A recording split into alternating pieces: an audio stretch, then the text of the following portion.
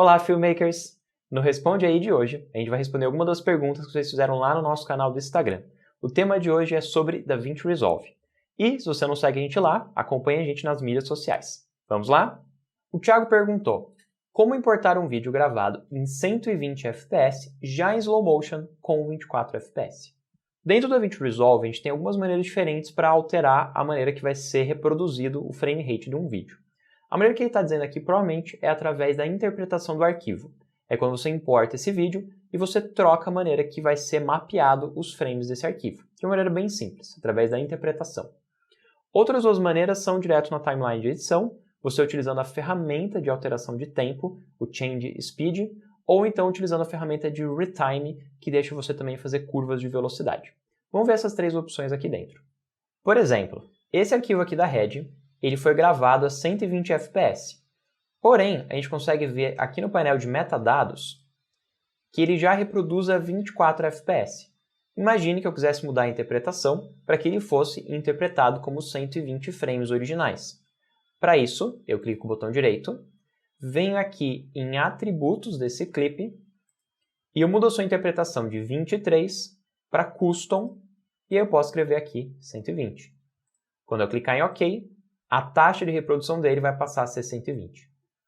Dessa forma, eu fiz uma conversão da taxa de reprodução. Eu peguei um valor que era 24, transformei em 120. Poderia ser o contrário, 120 em 24. Quando você quer fazer uma taxa matemática, que você simplesmente vai alterar o valor, essa é a maneira mais prática. Porém, se você quiser ter mais maneiras de personalizar, as ferramentas na timeline vão ser melhores. Então vamos ver elas.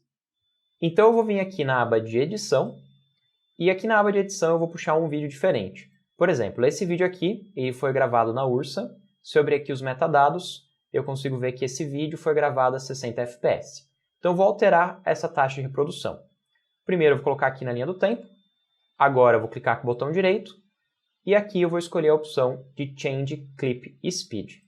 A gente consegue ver que aqui ele vai calcular em porcentagem. Você também tem a opção de escolher aqui em frames por segundo ou uma duração que você quer. No caso, eu vou colocar que eu quero que ele tenha aqui 33% da velocidade original e vou clicar aqui em Change. Eu vou alongar e a gente consegue ver o take até o fim.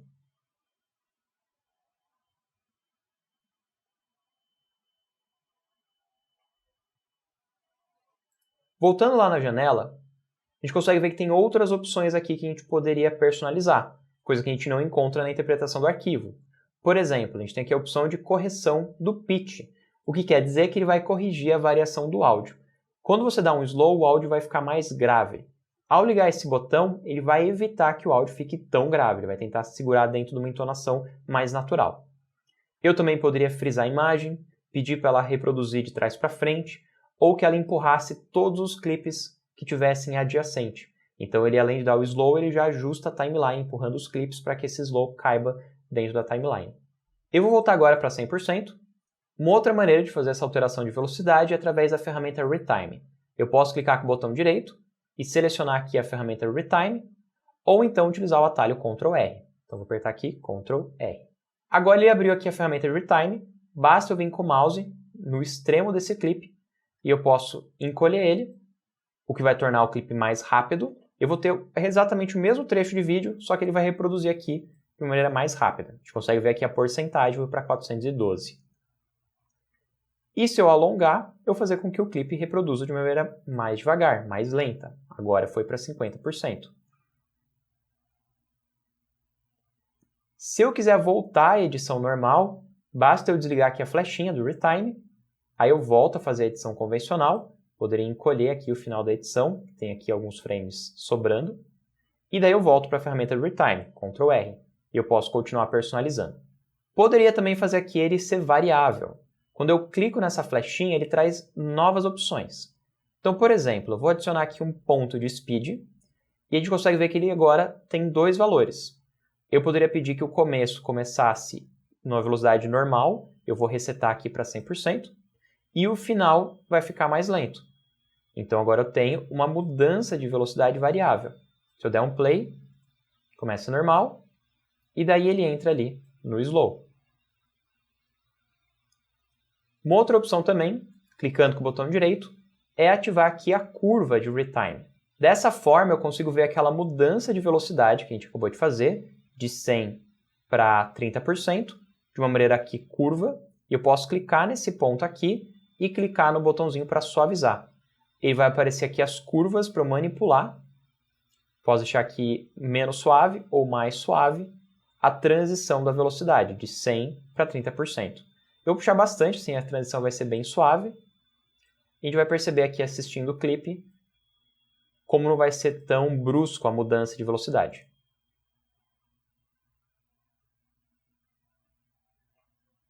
Em compensação, se eu deixar aqui bem curtinho, a mudança de velocidade fica mais brusca.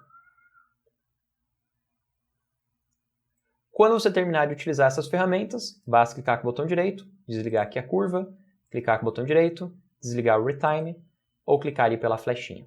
Ele vai continuar aplicado no seu clipe, mas vai sumir toda aquela parte da interface para que você possa focar mais no resto da edição. Então essas são as 3 maneiras mais comuns de você controlar a velocidade do seu clipe. Através da interpretação, onde você simplesmente altera a taxa de frames, através do Change Speed, onde você também pode pedir que fique reverso, você também pode pedir para que ele faça uma correção do pitch, da entonação do áudio, ou então utilizando as curvas de retime. Assim você pode fazer com que essa velocidade seja variável e ainda controlar a suavização entre essa mudança de velocidade. Aqui é onde você mais vai ter controle. O Lucas Souza pergunta: como migrar do After Effects para o Fusion do DaVinci? Bom, se você já entende um pouco do After Effects, você tem uma certa facilidade em aprender o Fusion. Muitos dos conceitos são semelhantes.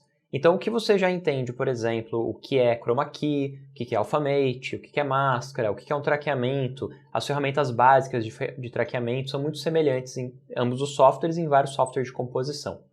Até plugins externos que você instale no seu computador, muitos desses plugins também vão existir dentro do Fusion.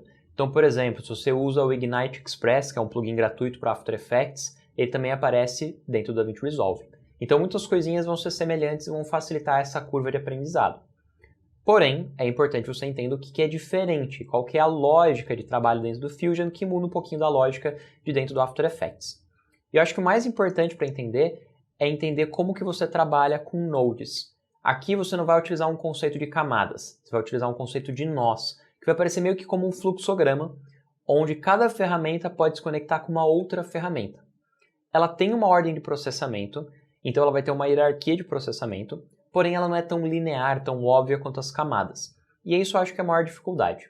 Além de você ter que se adaptar às ferramentas novas. Enquanto no After você vai aprender um conjunto de plugins, dentro do Fusion você tem um outro conjunto de plugins, um outro conjunto de ferramentas, que são os próprios nodes. Aqui no canal mesmo tem uma aula sobre os nodes, que saiu na dica de Filmmaker, que vale a pena você dar uma olhada. Assim você vai entender um pouquinho mais sobre os nós, mas lá no nosso portal Nova Makers você encontra cursos completos, abordando desde o básico até o avançado do Fusion.